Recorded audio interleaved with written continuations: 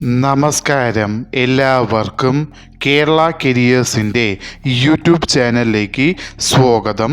നമ്മൾ ഇന്ന് ഈ വീഡിയോയിലൂടെ നോക്കാനായി പോകുന്നത് Kerala public service commission KPSC gazette date 1/3/2024 publish ചെയ്ത നോട്ടിഫിക്കേഷനിലെ pharmacist grade 2 for insurance medical service department എന്ന നോട്ടിഫിക്കേഷൻ്റെ ഡീറ്റെയിൽസ് ആണ് നമ്മൾ ഇന്ന് ഈ വീഡിയോയിലൂടെ നോക്കാനായി പോകുന്നത്. ഈ വീഡിയോ ഇഷ്ടപ്പെട്ടാൽ ലൈക്ക് ചെയ്യാനായി മറക്കരുത്. അതേപോലെ നിങ്ങൾക്ക് ഡെയിലി ജോബ് അപ്ഡേറ്റ് നോട്ടിഫിക്കേഷനായി ലഭിക്കുന്നതിന് വേണ്ടി Kerala careers YouTube channel subscribe ചെയ്യുക. അതേപോലെ കേരള PSCയുടെ ഡീറ്റെയിൽഡ് സിലബസ് തസ്തിക വൈസായി ലഭിക്കുന്നതിന് വേണ്ടി കേരള കരിയേഴ്സ് എന്ന ടെലഗ്രാം ചാനൽ സബ്സ്ക്രൈബ് ചെയ്യുക. കേരള കരിയേഴ്സ് എന്ന ടെലഗ്രാം ചാനലിൻ്റെ ലിങ്ക് ഈ വീഡിയോയുടെ ഡിസ്ക്രിപ്ഷൻ ബോക്സിൽ കൊടുത്തിട്ടുണ്ട്. ആവശ്യമുള്ളവർക്ക് അത് ഓപ്പൺ ചെയ്ത് നോക്കാവുന്നതാണ്.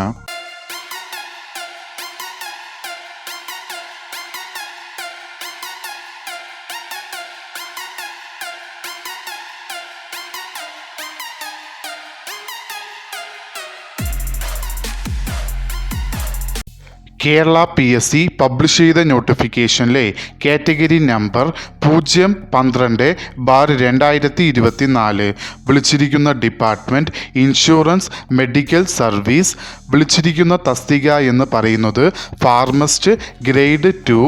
സാലറി സ്കെയിലായി കൊടുത്തിരിക്കുന്നത് 35,600 രൂപ മുതൽ 75,400 രൂപ വരെയാണ് സാലറി സ്കെയിലായി കൊടുത്തിരിക്കുന്നത്. നമ്പർ ഓഫ് വേക്കൻസി ഡിസ്ട്രിക്ട് വൈസായാണ് കൊടുത്തിരിക്കുന്നത്. അതിൽ ആദ്യമായി വരുന്നത് ആലപ്പുഴ ആൻറ്റിസെപ്റ്ററി വേക്കൻസി, രണ്ടാമതായി വരുന്നത് വയനാട് ആൻറ്റിസെപ്റ്ററി വേക്കൻസി, മൂന്നാമതായി വരുന്നത് കാസർഗോഡ് ആൻറ്റിസെപ്റ്ററി വേക്കൻസി. ടോട്ടൽ 3 ജില്ലകളിലേക്കാണ് നോട്ടിഫിക്കേഷൻ വിളിച്ചിരിക്കുന്നത്. നോട്ടിഫിക്കേഷൻ ഡിസ്ട്രിക്ട് വൈസായാണ് വിളിച്ചിരിക്കുന്നത്.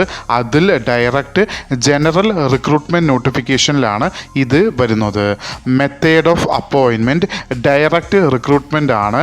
ഏജ് ലിമിറ്റ് എന്ന് പറയുന്നത് 18 മുതൽ 36 വയസ്സ് വരെ ഉള്ളവർക്ക്, അതായത് 2/1/1988 1/1/2006 ഇടയിൽ ജനിച്ചിട്ടുള്ളവർക്ക് ഈ അപ്ലിക്കേഷൻ അയക്കാവുന്നതാണ്. അതോടൊപ്പം അതർ ബാക്ക്വേർഡ് ക്ലാസ്സസ് SC അല്ലെങ്കിൽ ST കാൻഡിഡേറ്റ്സിന് കേരള PSCയുടെ യൂഷ്വൽ ഏജ് റിലാക്സേഷനും ഉണ്ടാവുന്നതാണ്. ക്വാളിഫിക്കേഷനിൽ ടോട്ടൽ 3 ക്വാളിഫിക്കേഷനുകളാണ് കൊടുത്തിരിക്കുന്നത്. അതിൽ ആദ്യമായി കൊടുത്തിരിക്കുന്നത് ജനറൽ ക്വാളിഫിക്കേഷനാണ്. അതിൽ നിങ്ങൾ പ്രീ ഡിഗ്രി അല്ലെങ്കിൽ +2, അതുമല്ലെങ്കിൽ vocational higher secondary education VHSE, ഈ പറയുന്ന മൂന്നിൽ നിങ്ങൾ സയൻസ് സ്ട്രീമിൽ പാസ്സായിട്ടുള്ളവരാണെങ്കിൽ അവർക്ക് ഈ ആപ്ലിക്കേഷൻ അയക്കാവുന്നതാണ്.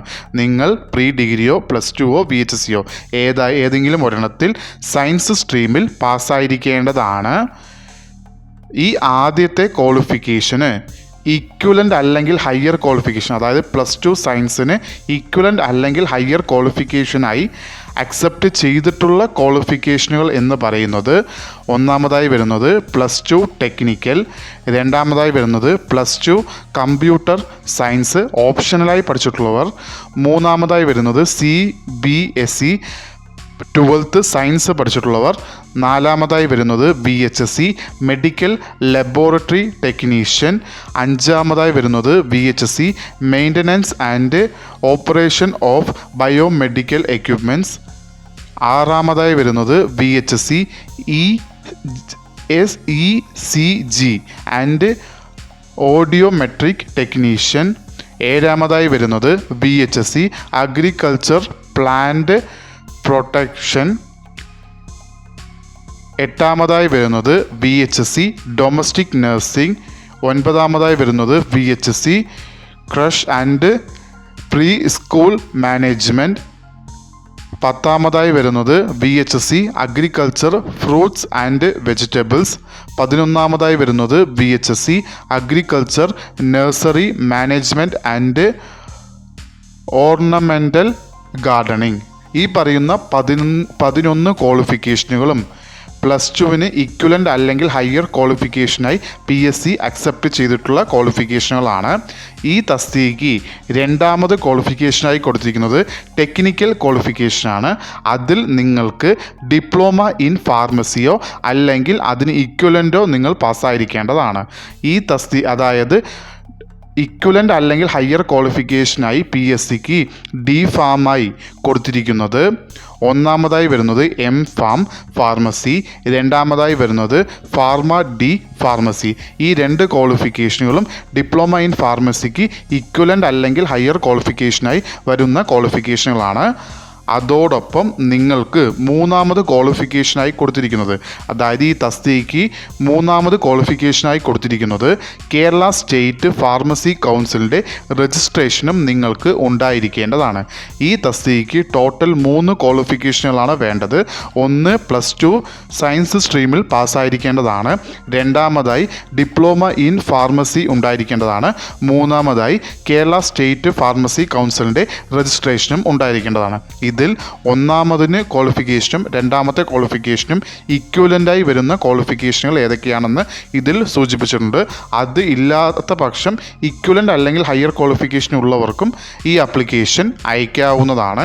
ഇതിൽ സൂചിപ്പിച്ചിട്ടുള്ള ഇക്വലൻ്റ് അല്ലെങ്കിൽ ഹയർ ക്വാളിഫിക്കേഷൻ അല്ലാത്ത വേറെ ഏതെങ്കിലും ക്വാളിഫിക്കേഷനുകൾ ഉണ്ടെങ്കിൽ കമൻറ്റിൽ താഴെ രേഖപ്പെടുത്താവുന്നതാണ്.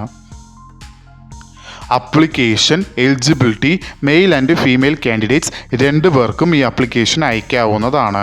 അപ്ലിക്കേഷൻ അയക്കേണ്ടത് ഓൺലൈൻ വഴിയാണ്. അപ്ലിക്കേഷൻ അയക്കേണ്ട ലാസ്റ്റ് ഡേറ്റ് എന്ന് പറയുന്നത് 3/4/2024.